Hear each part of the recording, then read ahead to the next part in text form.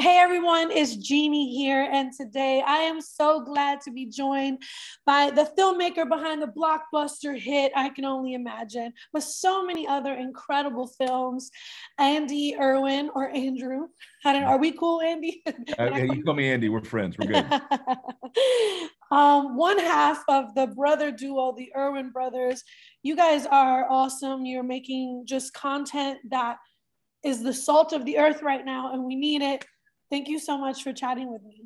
I appreciate the time. You say all those nice things. I'll just sit here and listen for a while. I appreciate that. It's very generous. I appreciate that. Well, you have a few new films on the horizon, Right. but let's start talking about Jesus music. It's coming right down the pipeline, and I saw the film. I'm a singer, so Awesome. I loved it. Yeah, I did this whole article about new films coming out this year, and then someone interviewed me. Which one are you most excited about? And it was actually Jesus music, and I hadn't seen it. And then I saw it, and it was just, it's so good. So let's start there. What made you want to kind of go down the journey of highlighting, music, Christian music? Yeah, Jeannie, I think the thing that similar to you is just I have a deep appreciation for this music, particularly because it's really what shaped mine and John's career. I was a struggling filmmaker from Birmingham, Alabama, trying to make my break. And John and I had gone over and over again to Nashville to try to kind of break into music videos and that type of thing. And we got so many doors, shut in our face, a lot of rejection, and nobody would take a chance on these guys from Birmingham. And Michael W. Smith was the first one and said, I got a little video if you want to try to direct it. And we did that video for a small song called How to Say Goodbye. And that really launched our whole career. And then shortly after that, we got to do a music video for Amy Grant, and it really was kind of what shaped what we got to do. And then that led to after years of doing music videos for everybody from Nicole C. Mullen to Skillet, we then stepped into features, and then our breakout hit was I Can Only Imagine, and that was so we have a tremendous debt that we owe these artists, and we love the music. And so kind of the way the film came about is, COVID had shut us down. I mean, we were in the middle of a release for I Still Believe, and opening weekend was when all the theaters closed. And then, so we were trying to figure out, like, what does God want us to tell now? What story can we tell now that we can't tell any other time? And during that creative kind of brainstorm session, one of the guys that produces with us, Josh Walsh, said, nobody's ever taken a look at the origin of Christian contemporary music. And, for the first time in history, all these artists are off the road at the same time. And so we just reached out to Amy and Smitty and said, is this interesting? And they said, not only is it interesting, but we would produce that with you guys. Wow. And so when they stepped on, it was a month before Amy's open heart surgery. Not many people knew that was about to happen. And she said, I want to do the interview before I go into surgery. And so we actually set up outside her home and filmed through the window of her house to do her interview to kind of keep her safe from all the COVID stuff. And and she just gave one of the most raw and candid interviews I'd heard a Christian artist give. And then that just kind of, after that happened, like the floodgates opened and everybody wanted to be on board. So it was a cool story to tell. It's incredible. I mean, you guys went from all the doors being shut initially to having everyone who's, a huge artist in Christian music a part of this film. I didn't grow up a Christian and I didn't even know worship music existed till, way later, or any type of Christian music. So it was so fascinating to me how you guys went through the eras of music and just how, these different artists were a part of it. Was there a particular era that you kind of, while filming it, you were just like, wow, this is like really cool? Yeah, it was, and it is really cool to kind of trace back the history. I think because all of us kind of come into this music in a way like with the music that appealed to us, whether that's more modern contemporary music or kind of crossover mainstream stuff like Lauren Daigle, or the worship music, or whatever. for me, it was very much DC Talk. Uh, I remember, Wow. Columbia House used to have that program where you like get there, 11 cassette tapes for a penny or whatever it was. Yeah. And I remember opening that box, and the first tape in that box was Jesus Freak by DC Talk. And when I heard that music, I was in college and I just said, what is this? I've never heard anything like this. And at that point I was a fan, and I remember being at the concerts and all that type of stuff. And so to kind of be able to sit in the room with Toby Mac and have him explain how that all came about in the room where they made Jesus Freak in the the record of Wow. the album was like, I, as a fan, I just kept pinching myself. It's like, I can't believe we get to do this. And Yes. so for each person there's going to be their moment, whether it's Kirk Franklin, or back to like, the hair metal days with Striper, or, Right. it's just everybody has their era. But really the common DNA is these trailblazers that forged a path of music that didn't exist, before the early 70s. And, that they found their way to kind of have their voice heard. And that's universally relatable, no matter Yeah. what your style is. So true. I got to speak to Michael Tate about the film, and I loved how candid the artists were. And I got to be honest, I'm a New Yorker. I I didn't like New grow up York. in the church. Yeah, Yeah. I didn't grow up in the church. So for me, like we're always like, give me that raw Yeah. stuff. And being in the Christian industry and doing what I do, when you do interviews, sometimes you don't always get that. I always try to Right. bring that out of people. But I feel like you guys did a masterful work Oh, thank you. at providing a safe place for these artists to be honest, where they can say, DC Talk was held together with duct tape and Jesus or something. You know what I mean? Like, talk about that. Just kind of providing a safe place. This is the first Yeah. time I heard a lot of these artists be this open. Yeah. Yeah, I think, part of it's timing, because I think everybody was really reflective because of COVID. But the other thing we try to say, that we went along the way is, I just said, I'm not interested in the scandal. I am interested in the struggle. And Mm, the struggle's so good. it's a human condition. Everybody makes mistakes. I'm not interested in the scandal, but the struggle I am. And so, it was, like Amy Grant, it really started with her interview, and I'm interviewing her, and Amy's one of my dearest friends. Uh, and I'm interviewing her, and we got to the part where I just asked her. I said, you know, um, about a particular album, about why it was so personal to her, and she said, "Well, I was recording it, and I was, going through a lot at home. My life was in shambles." And then she stopped and she looked at me. She's like, "Andy, I don't want to talk about it." She's like, "But I poured it on into that album, and it was special." And so I said, "Amy, I'm not interested in the details of what was going on. I Yeah. am interested in what you felt." And she said, Right. "Okay, I'll give you this." And she said, "I've always sketched cabins, and cabins was kind of my thing. Like anytime I had a spare time, I would sketch like a log cabin." And she said, I sketched this one cabin this day, and it was in the woods, and it was all overgrown, and you couldn't see the path, and it was kind of lost in the woods." And she said, "I guess that represented me, and somehow I lost myself in all this." And you get to a Yeah. point where you've lied to yourself and others, and you kind of figure, who am I? And she said, "I flipped that over, and on the back of it, I wrote, I'm no longer qualified to be on the stage." And she said, "I went Wow. into my manager's office and I put it on his desk and said, I can't sing anymore." And he said, "Let me ask you, Amy, is what you're singing about that's special? Is it you, or is it something bigger than you? Because if it's bigger than you, then go write about it." And she said, "I went and wrote about it, and that's what inspired that album." And so it was really cool for each of these. Michael Tate, when I interviewed him, he came up to me afterwards and he kind of chastised me. He's like, "You broke my 20-minute interview rule, bro." He's like, "I only give 20-minute interviews." I was like, "Well, Tate, bro, those first 20 minutes have been rehearsed for 20 years. I'm not interested in it." I said, Mm. the other 2.5 hours was what was interesting. And he's like, "You got me, Ooh. bro." And then he watched the doc and he broke down in tears. It's like, that's my life. It's incredible. And so, for each of these artists to kind of be real and be human, for me as a filmmaker, was awesome. It was really Yeah. exciting. It's gold. Like seriously, I'm excited for people to watch it. There was an interesting part where you know, you guys talk about not every church was even open to contemporary Christian music. Yeah. And then like me coming from the world, to me, I'm just like, why? You know, like I don't get Yeah. it. But as you guys went through the history of just music and how music was embraced in the church, and it was Billy Graham who embraced No, it.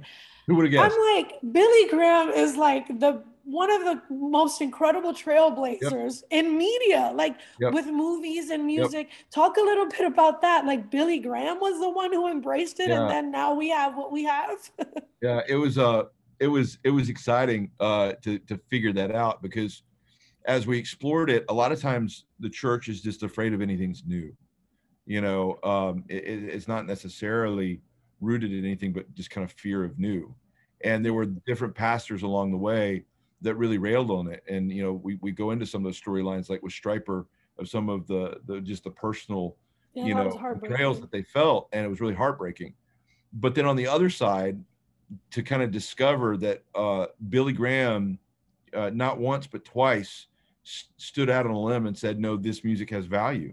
In 1972, at the what was the Christian Woodstock at Explo 72, when a lot of other pastors were kind of picketing and saying, no, this music's bad, he invited this eclectic stage of artists to this massive concert. 200,000 people show up to it. Some estimate maybe even more than that. And it was Johnny Cash and Chris Christopherson and Andre Crouch and Larry Norman and Love Song. It was just Rita Coolidge. It was an amazing kind of stage of these eclectic artists that he brought all together, put on a stage, and put his blessing and said, this music has value, it's good. And then in the early 90s, when kind of DC Talk was on board, he did it all over again. And he said, Yeah. he put them all on the stage and said, we're going to have a rock concert. And when Billy put his stamp of approval on it, a lot of Christian leaders said, okay, if Billy says it's good, it's good. And so Wow. it was really cool to see how he, behind the scenes, was very influential. A big part of the film too pointed to the racial. Jeannie, real quick, if we can pause for a second, I'm going to hook up the power supply to my laptop. It's about to die. Okay, I don't perfect. want to Oh die. yeah. Hold on. Sure.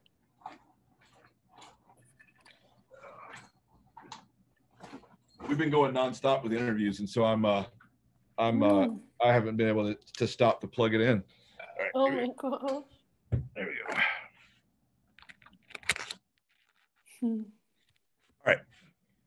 Okay. Good to go. All We're right. good? Yeah, good. Okay.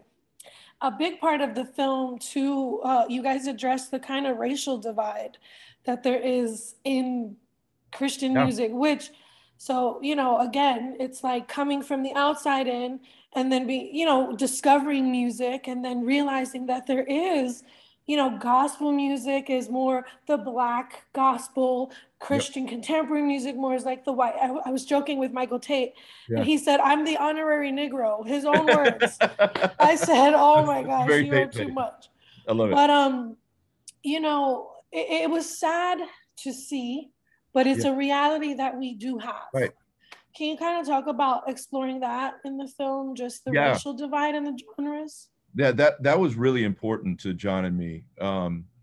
As we got into it, I really wanted the struggle to be in the artist's own words, and I didn't want to editorialize it. I wanted it to be very authentic to their experience. And so Yeah. I wanted that transparency, that honesty, kind of the authenticity. And so it really started with Kirk Franklin. When we sat down with Kirk, and Kirk's a dear friend, and anytime with any of my films, anything touches on anything racial, he's always my first call of like, help me understand, how this connects with your world. And so I think a big part of healing, especially with the climate of the past couple of years, that a lot of things that have started to be talked about that have needed to be talked about for a while, is just having a healthy dialogue, a mutual respect. And so with Kirk, I just said, a lot of people have edited your words and haven't let you have the platform to say these things. So for us, I want you to have editorial control of how we present this topic. And so we had a really honest, frank conversation where I just said, you've been a bridge between not just the gospel world and contemporary, but also between kind of mainstream hip hop and the church. Yeah. And so being a bridge, you know, tell me about what's that tension on the bridge. And he just kind of walked through it and was very honest about kind of that struggle dating back to, like, we had Andre Crouch, and Andre Crouch in the 70s was the first Kirk Franklin. And he said, Yeah. if I'm a bridge, that man was a freaking city. Um, Wow. but he talked about the tension on the bridge and that struggle of, like, you know, uh, not having a united church. And then we kind of explored that topic with Tate and Mandisa and Lecrae and many others that Yeah. allowed it. And so I think I'm really proud of how it's presented in a way that I hope has the potential for catharsis and for healing, in a way that's not shaming at all, but it's just really Mhm. people really explaining their reality in a way Mhm. that, as you Christians from kind of the more traditional white church, it may be opportunity for us to listen and learn. And so one of the treats for me was when it was done, I flew back to Dallas and I sat down with Kirk and I showed him the sections and just to see how he felt. And I turned and he had tears in his eyes. He couldn't speak. And Wow. so, you know, I felt like, you know, to honor him, cause he's the real deal. And Yeah. it was really, really cool. Yeah, and it wasn't done in an agenda driven way or No, anything. Like, you know how everything has an agenda now. yeah, It wasn't. It was just it was really it was sobering. It was great. I'll ask you this, and then if you want to touch on anything else from, I know you have a lot of movies down the pipeline, but what was kind of the common theme that you learned from all of these creatives while sitting with them? What was one of the things that you were like, wow, they all kind of have this one thing? yeah. You know, I think the one thing really is just the spirit of a trailblazer. You know, the thing that's exciting for me is it's easy to categorize anything Christian from an outside perspective as churchy, cheesy, whatever else labels that we get labeled.